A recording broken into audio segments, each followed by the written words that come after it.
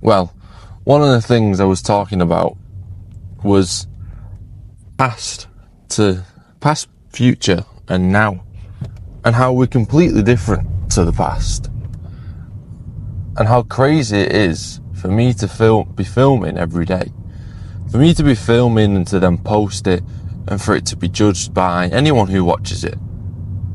But the idea of just actually filming each day and just posting it, just posting your thoughts, left open to be sort of interpreted by anyone, really. How strange that is, and how it's much to this time in history that this can be done.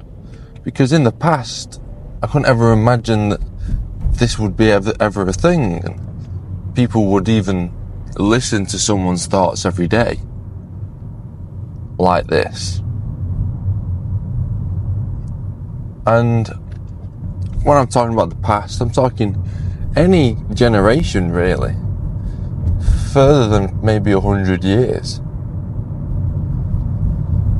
And that's why it's relatively new, in a sense, of, I guess, filming ourselves and documenting and posting and having people listen to us.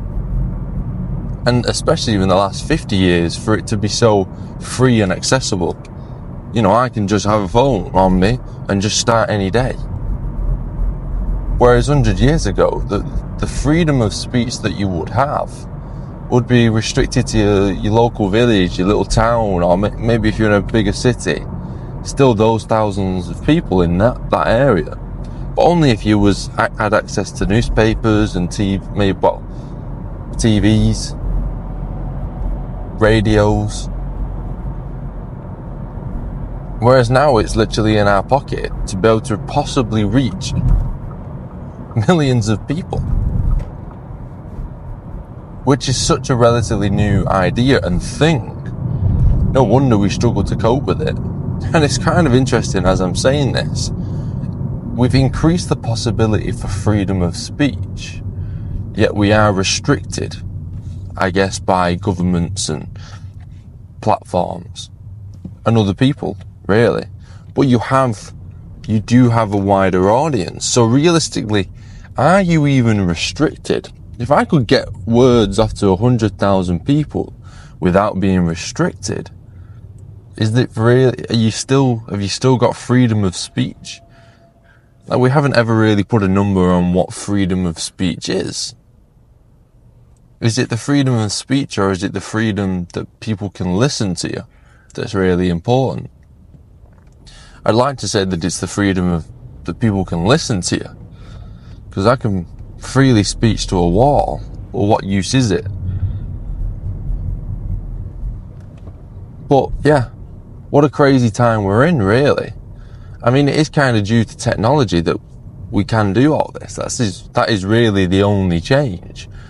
And I guess that we've been allowed and not been restricted by, I guess, a government to speak. Not completely restricted. We're probably restricted a little bit. I have no doubts about that. But, and maybe we need it, who knows? Maybe we don't. But you would never be able to do this past 100 years ago. If people would even listen to you, like I said, your audience would be a much smaller audience. You know, I would never be able to speak to someone in China at such ease, obviously, past 100 years ago. If I even knew what China was, or if I even knew what the lives of people in China were, you know, stuff like that. And they're all relatively new ideas to us that we can reach and access each other like this. And like I said, no wonder we don't necessarily know how to cope or the best ways to do things. But I think it's just kind of mad, the lives that we've got now. And are they better? Can we even judge if they're better or not? Is it just how it is? Now, surely our lives have got to be better. Yet you see higher rates of depression. And I wonder if it's just because there's a time where we're not used to things yet. We're not used to the systems in place. We're not used to controlling our minds and doing the best we can with what we've got, because we've grown so much. But just a thought that come to me last night, I guess. Bit annoying, I filmed the first half of this video and there was no audio. At least I assumed there was no audio recorded. Fingers crossed there was. But yeah, peace.